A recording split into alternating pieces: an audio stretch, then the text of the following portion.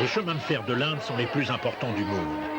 Ils transportent 3,3 milliards de voyageurs par an. Toutefois, le trafic est à la baisse. Il a atteint jusqu'à 4,4 milliards de passagers. La concurrence de la route, bus et autocars, accentue sa pression.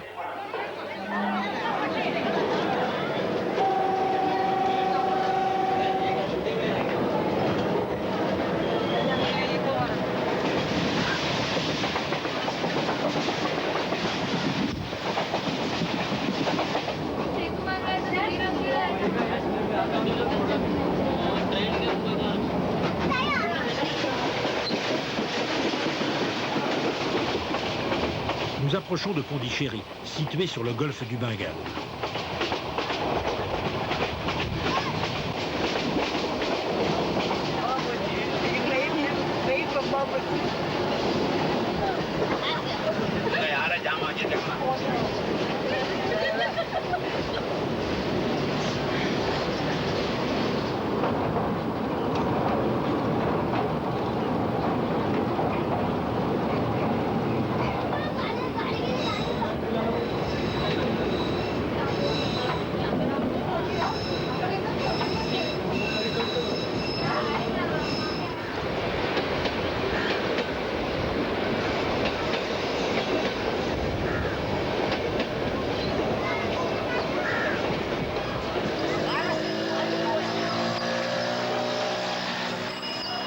Ne vous y trompez pas, ce n'est pas une ville indienne ordinaire.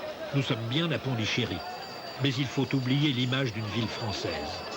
Aujourd'hui, notre Pondy n'est qu'un quartier au sein d'un territoire de 1 million d'habitants qui ignore tout de notre pays.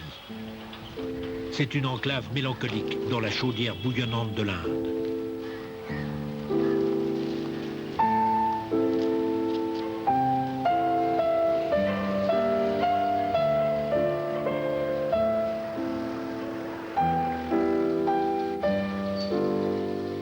Derrière cette grille a vécu Joseph-François Duplex, le grand aventurier de la conquête avortée de l'Inde. Le quartier français, vu de l'océan. Le gouvernement indien n'a pas déboulonné la statue de Duplex.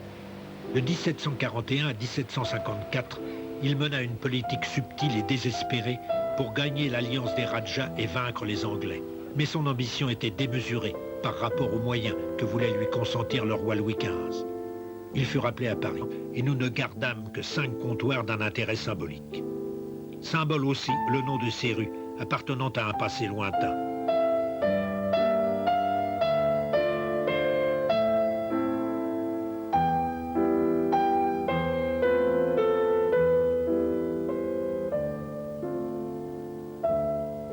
Pondichéry fut cédé à l'Union indienne en 1956.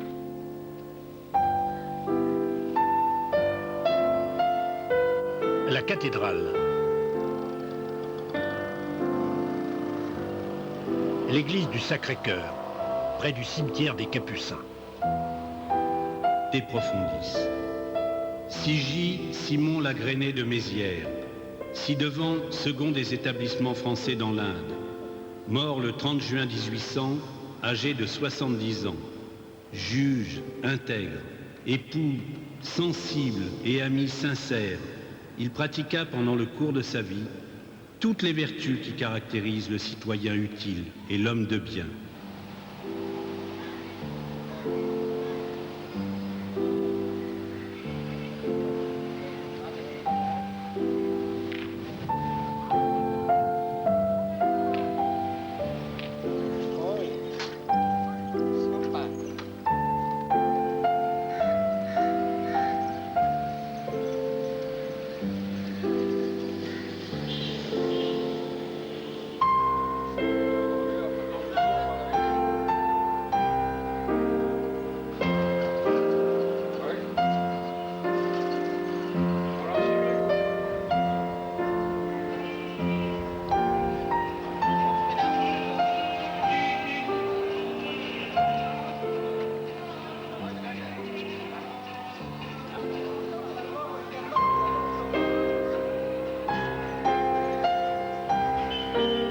Dans le domaine de l'éducation, la France est bien vivante. Le jardin du lycée, 875 élèves, 84% de reçus au baccalauréat, une moyenne supérieure à celle de la France. On affiche le résultat des examens.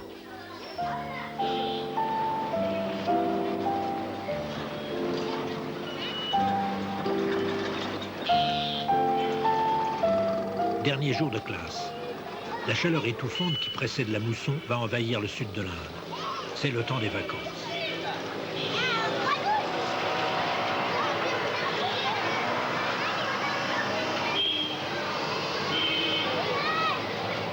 Dans une rue voisine, l'école Saint-Joseph de Cluny, une institution religieuse, le jour de la distribution des prix.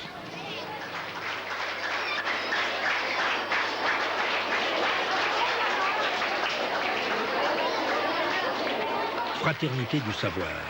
Monsieur le proviseur du lycée laïque, monsieur le curé, madame le vice-consul, monsieur le consul se retrouvent pour allumer la lampe à huile de la tradition hindoue.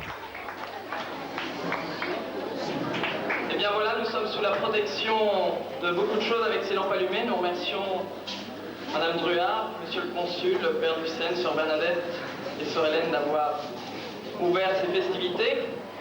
Œcuménisme rare. Des mamans musulmanes ont confié leurs enfants à une école catholique.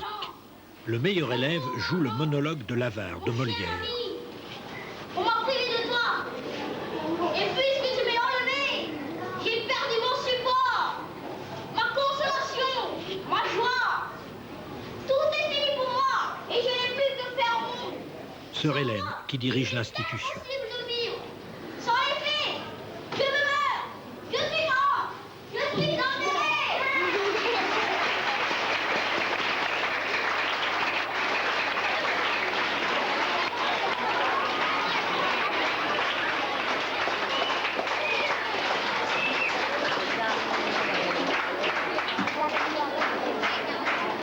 Premier prix, vous écoutez les enfants?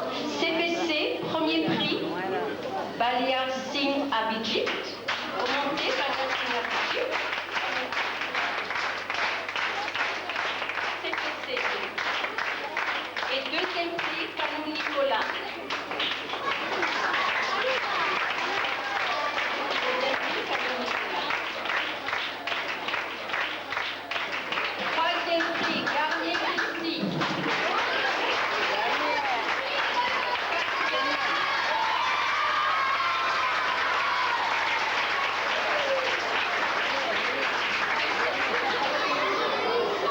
Le dernier déjeuner pris à l'école.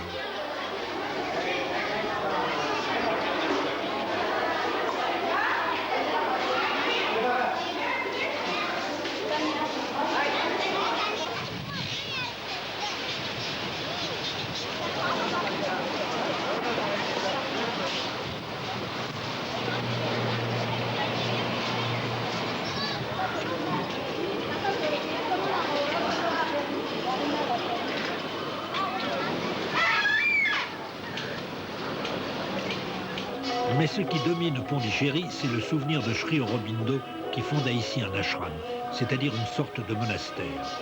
Mort en 1950, Sri Aurobindo fut d'abord un révolutionnaire contre la domination anglaise. Emprisonné, il sentit monter en lui, dit-il, la présence incommensurable de Dieu. Libéré, il se réfugia ici, sous protection française, et élabora sa conception totalisante de l'homme. Pour lui, l'homme doit découvrir seul en lui-même la partie divine.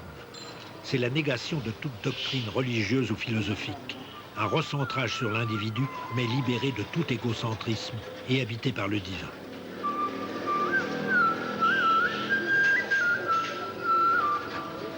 Parmi les disciples éminents de Sri Aurobindo, une Française, Mira Alfassa, décédée en 1973, mais dont le rayonnement spirituel baigne encore l'organisation. Les fidèles l'appellent la mère, ce qui prouve sa place prépondérante. La mère a dirigé l'ashram et inspiré la création d'Auroville d'un idéal de vaste ambition. Auroville, la ville de l'aurore, se veut une cité universelle afin de réaliser l'unité humaine. Auroville s'étend sur 1000 hectares. Avant sa création, il y a 25 ans, c'était un désert. On y a déjà planté 3 millions d'arbres. Ses membres, les Aurovilliens, un millier environ, appartiennent à 27 nations. C'est un endroit surprenant. Par exemple, chacun peut y construire sa maison, et il y en a de luxueuses, participant d'ailleurs d'une conception très élitiste. Il ne peut la vendre, et s'il meurt, elle revient à la communauté qui la confie à un autre Aurovillien. Les terrains sont à tous. Certaines sont franchement d'avant-garde.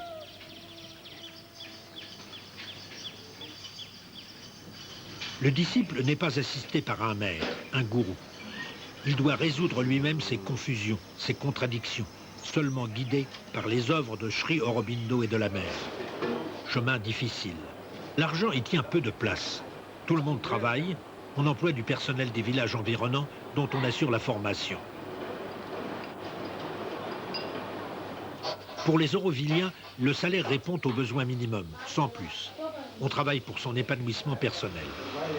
Il y a des ateliers de tissage, de poterie, de couture, une fabrique de matériaux de construction.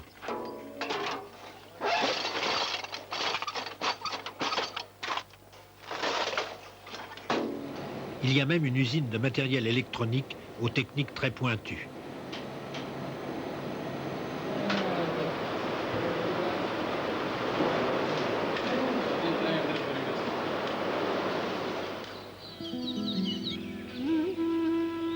Pas de hiérarchie, pas d'église, mais cet édifice en voie de construction, conçu par un architecte français. C'est le Matrimandir, l'âme d'Auroville en quelque sorte. Au sommet, une immense pièce, avec au centre une boule de cristal qui reflète les rayons du soleil. Pas de prière, pas de chant, pas d'horaire fixe. On vient y méditer quand on veut. On ne peut y filmer afin de respecter ce lieu qui se situe hors du monde. Les Aurovilliens vivent en solitaire. On ne rencontre pratiquement jamais personne. Et l'avenir, on le veut brillant. Une ville de 50 000 habitants qui se déploiera comme une explosion cosmique autour du Matrimandir. Habitations individuelles et collectives, industries, centres de recherche, stades. Qu'en sera-t-il? Cela restera-t-il une maquette attirante, tels les plans des grands utopistes des 18e et 19e siècles? Ils ont rêvé de sociétés idéales, mais elles ne se sont jamais réalisées. Que répondre? On en reparlera demain.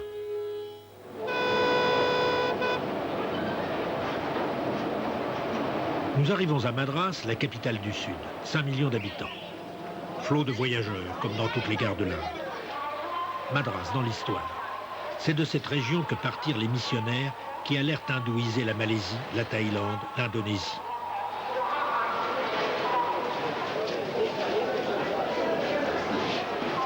Bien que la légende prétende que l'apôtre saint Thomas y mourut, la ville ne naquit vraiment qu'avec l'arrivée des Anglais, au XVIIe siècle. Elle n'a que peu d'intérêt, sinon de vous révéler 2 ou 3 traits saillants de la personnalité hindoue. Juste devant la gare, un petit temple installé comme chez nous, un marchand de journaux. La religiosité baigne la vie de tous les jours. La dévotion n'est pas un arrêt furtif dans le cours de la journée. À la maison, ces hommes ont un oratoire, dans leur bureau ou dans leur usine aussi. Et dans leur voiture, s'ils en ont une statuette ou une image de divinité. Ces images qui trônent également dans tous les autobus et dans tous les taxis.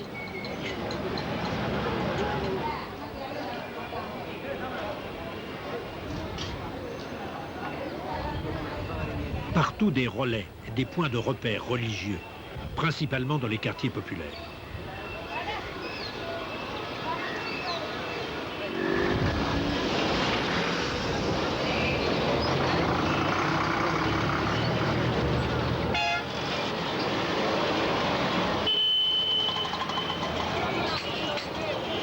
Les marchés attirent toujours le voyageur. On est comme au balcon d'un cinéma. Le film est rapide, l'anecdote légère. Surprise, coup d'œil furtif et tout a changé.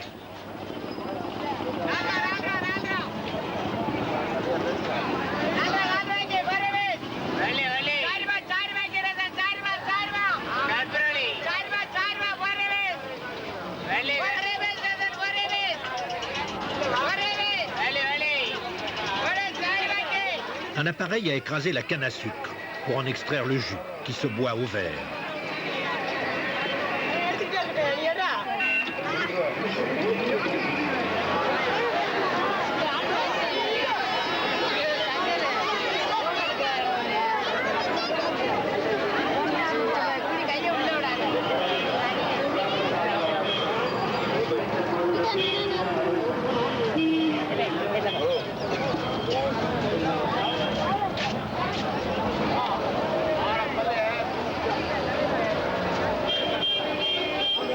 Surprise aussi cette rencontre avec un Maharaja. Non, c'est un jeune marié qui se rend à sa noce. Employé de banque dans la vie, pour un jour, il est un prince.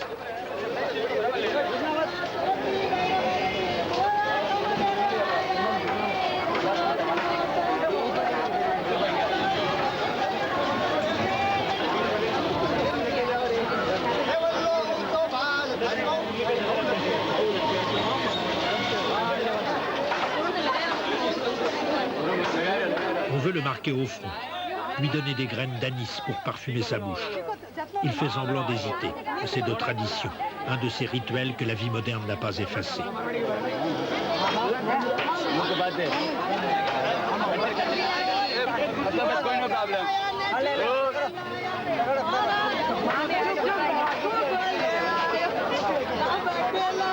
Quant à la cérémonie, nous ne sommes pas invités.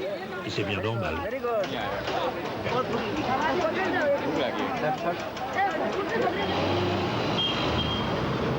Gigantisme de la publicité cinématographique. Madras est avec Bombay la capitale du cinéma. Le cinéma indien est le plus prolifique du monde. Environ 500 films par an. On aime le jeune premier bien replet et l'héroïne pleine de santé. Quelle que soit l'histoire, beaucoup de musique et de danse. De 6 à 8 chansons par film.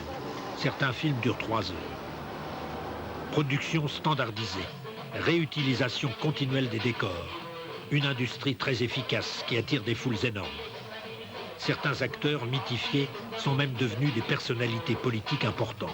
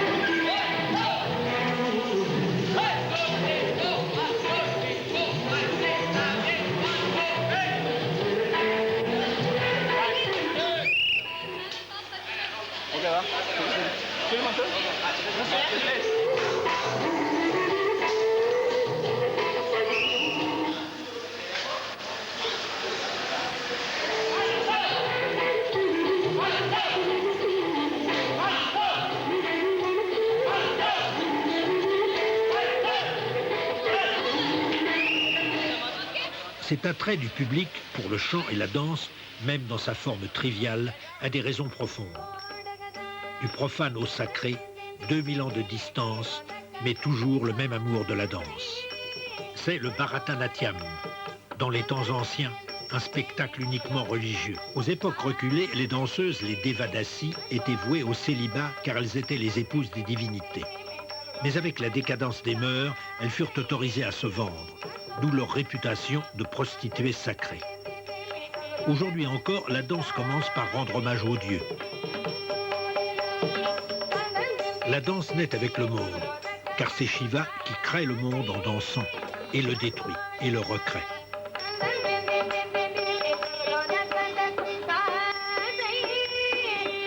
Du pied droit, il écrase Mulayaka, le nain difforme, qui symbolise la nature mauvaise de l'homme. Shiva a 4 bras, mais plus qu'à des fonctions précises, il faut y voir la multiplicité des pouvoirs des dieux. Ils sont partout à la fois. Ils peuvent assumer toutes les tâches. Ils rassemblent toutes les énergies. Sa chevelure est déployée car il reçoit et amortit l'eau du Gange, le fleuve sacré, qui tombe du ciel. Les flammes du feu cosmique l'encerclent, sans le toucher.